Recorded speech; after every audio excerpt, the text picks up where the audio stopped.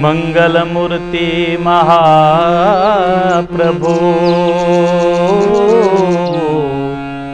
श्री सहजानंद सुखरूप भक्ति धर्म सुत श्री हरि समरु सदायनु।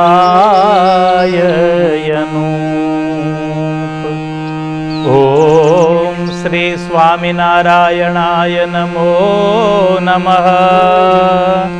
ओम श्री सरस्वत्यै नमो नमः।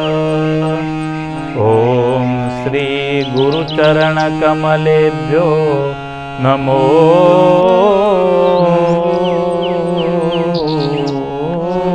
नमः।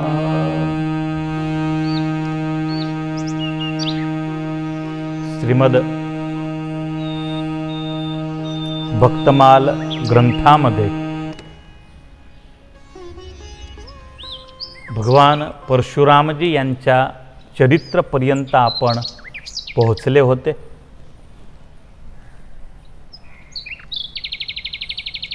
कथा अति सुंदर आहे,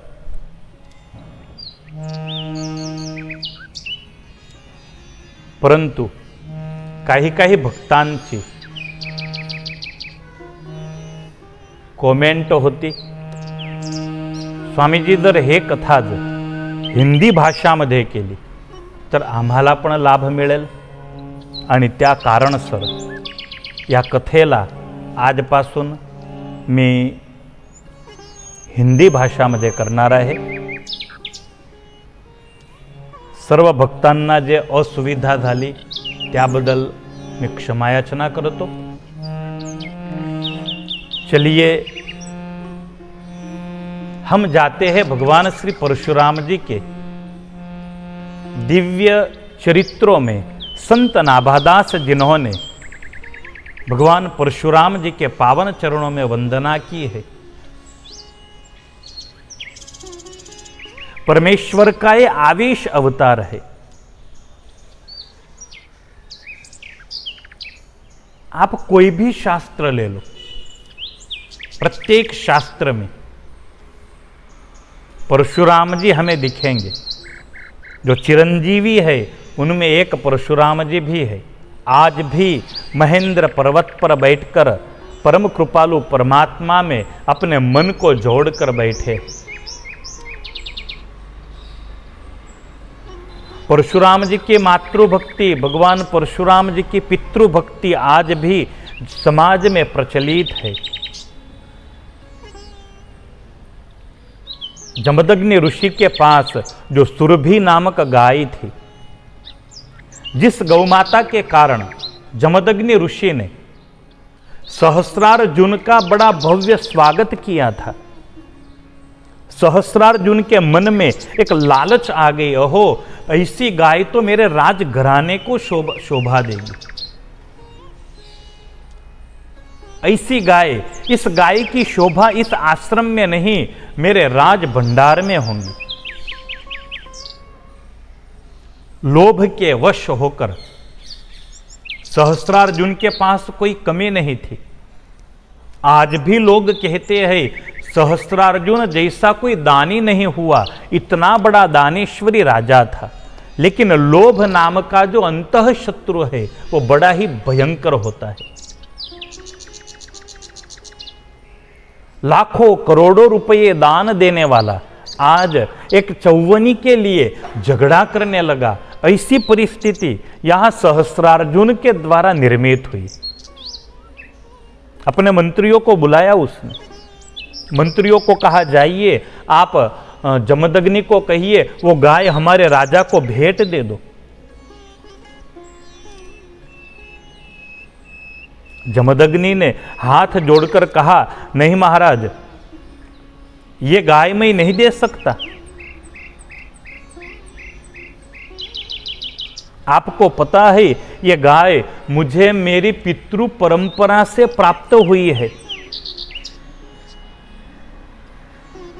और आपके महाराज भूखे प्यासे थे, मुझे दया आ गई इसलिए मैं आश्रम में लेकर आया था उन्हें।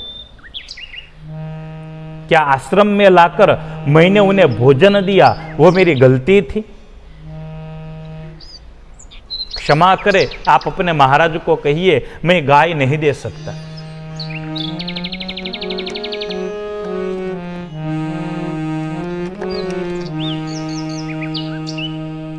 मंत्री जब वापस गए, सहस्रार्जुन बड़े क्रुद्ध हुए।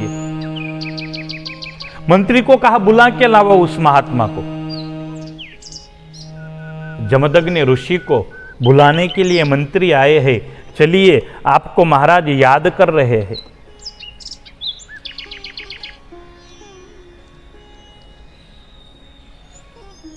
जमदग्नि ऋषि जब मिलने के लिए गए, सहस्रार्जुन ने हाथ जोड़े। वैसे तो वो ब्राह्मण भक्त था।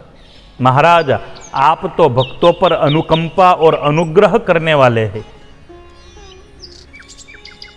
मैं सहस्रार्जुन आपसे भिक्षा की याचना कर रहा हूं। आप भिक्षा में मुझे ये कामधेनु गाय प्रदान कीजिए। हे तपोधन, आप सर्वश्रेष्ठ दानी हो, आपके लिए कोई वस्तु असंभव नहीं है। आप में वो सामर्थ्य है, आप इस गाय जैसी 1000 गाय एक क्षण में उत्पन्न कर सकते हैं। कृपया ये कामधेनु सुरभि मुझे प्रदान कीजिए।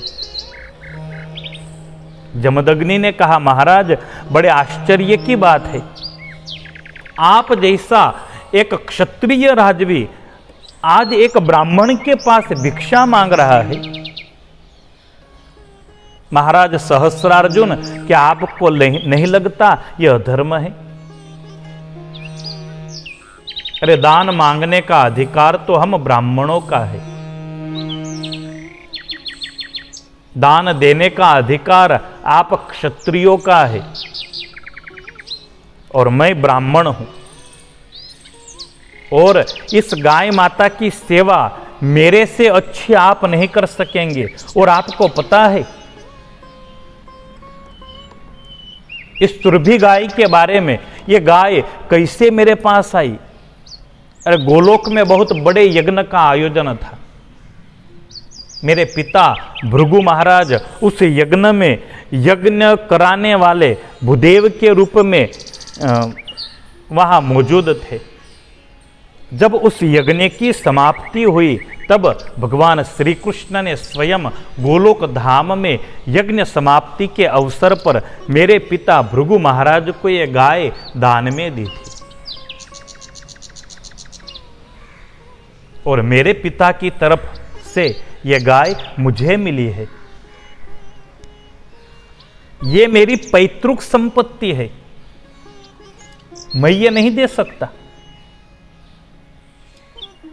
महाराज, न तो मैं कृषिकार हूं, खेडूत हूं, और न मैं आप जैसा बुद्धिमान हूं। आप मेरे आश्रम में आए थे तब आप मेरे अतिथि थे, मैं खुद आपको बुलाकर लाया था। लेकिन अब आप मेरे अतिथि नहीं है, और आपको पता होगा सैन्य समेत आप सबको सिर्फ एक क्षण में जला देने की सामर्थ्य मेरे में है। सहस्रार्जुन को क्रोध आ गया। आप धमकी दे रहे हो, आप मुझे धमकी दे रहे हो मारने की, जला डालने की। ऋषि महात्मा ने कहा हा महाराज, जब बात मेरे पैतृक संपत्ति पर आती हो तब मैं धमकी नहीं, मैं सच में आपको जला सकता हूं। जमदग्नि ऋषि वहां से निकल गए। सहस्रार्जुन बड़ा क्रुद्ध हुआ, अपने सैनिकों के बीच में आकर सैनिकों को कहने लगा, ये बुढ़ा महात्मा गाय देने से इनकार कर रहा है। मेरे राज्य में रहकर मेरा अपमान वो राज्य का अपमान, राज्य का अपमान वो सैन्य का अपमान, सैनिकों का अपमान। इस महात्मा ने आप सभी का अपमान किया है। मैं आपको आदेश देता हूं, जाइए उस ऋषि के आश्रम में बंधी हुई सुरभि गाय को ले आइए। जमदग्नि ऋषि आ गए गौशाला में। सुरभि गाय के सामने आकर के हाथ जोड़कर रोने लगे हैं। हे मां, हे लक्ष्मी स्वरूपा मां सुरभि, हे कपिला, आप ही मेरी रक्षक है। तब सुरभि गाय ने महाराज जमदग्नि को आश्वासन दिया, हे मुनि, जो निरंतर अपनी वस्तुओं का शासक, पालक और दाता है,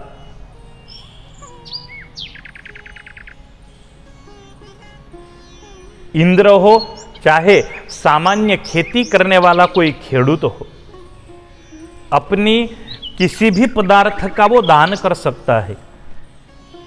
हाँ, मैं आपको आपकी पितृ परंपरा में प्राप्त हुई हूं, लेकिन अगर आप मेरा दान राजा को करेंगे तो जरूर मैं बड़े प्यार से राजा के साथ जाऊंगी। अगर आप सच्चे दिल से, निर्दोष हृदय से दान करेंगे तो आप मुझे आदेश देंगे तो जरूर मैं सहस्त्रार्जुन के साथ जाऊंगी।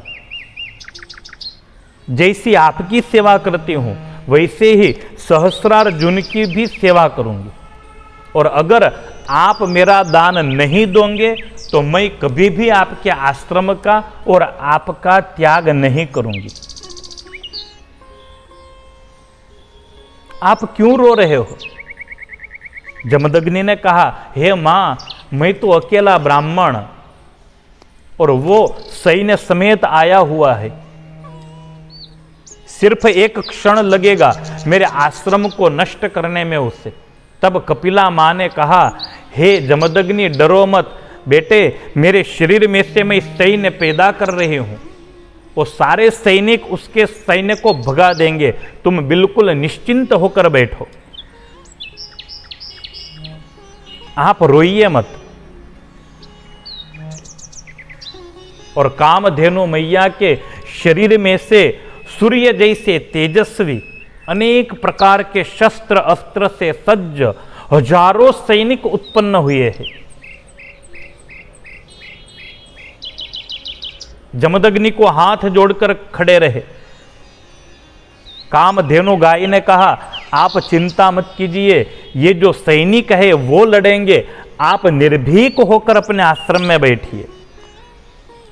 और कामधेनु के शरीर में से उत्पन्न वो सैन्य सहस्रार्जुन के सैन्य से भिड़ गया और देखते देखते कुछ ही क्षणों में सहस्रार्जुन का पूरा सैन्य मैदान छोड़कर भाग गया।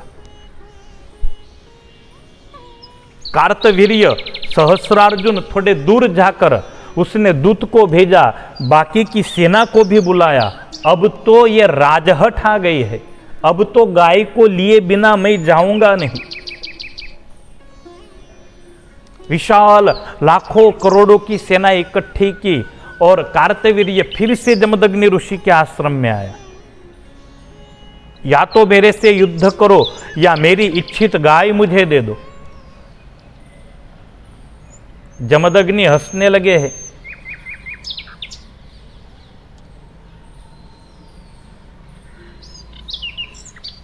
फिर से जमदग्नि आए हैं मां कपिला के पास, मां सुरभि के पास, और सुरभि को कहा कि हे मैया, फिर से वो लड़ने आ गया। कपिला गाय ने उस वक्त अनेक प्रकार के शस्त्र अस्त्र का दिव्य ज्ञान जमदग्नि ऋषि को दिया है।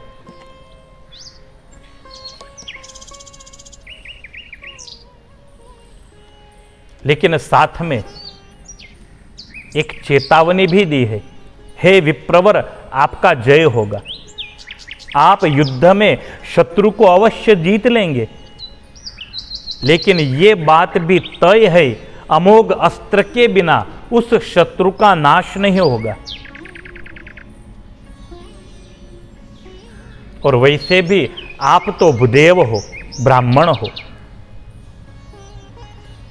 सामने जो है सहस्त्रार्जुन, वो भी ब्राह्मण प्रेमी है। हाँ, इस समय लोभ के कारण उसकी जो वृत्ति है, उसकी जो भावना है, वो बिगड़ गई है। बाकी वो भगवान दत्तात्रेय का परम शिष्य है और भगवान दत्तात्रेय स्वयं उसकी रक्षा में होंगे, इसलिए आप उसका वध नहीं कर सकोगे। हे ब्राह्मण, मेरा सैन्य युद्ध करेगा, आपको युद्ध भूमि में जाना उचित नहीं है। ऐसा कहकर मां कपिला ने अनेक सैनिकों को उत्पन्न किया और फिर से मां कपिला की सेना सहस्रार्जुन के सैन्य से भिड़ गई। बड़ा अद्भुत दोनों के बीच युद्ध हुआ है।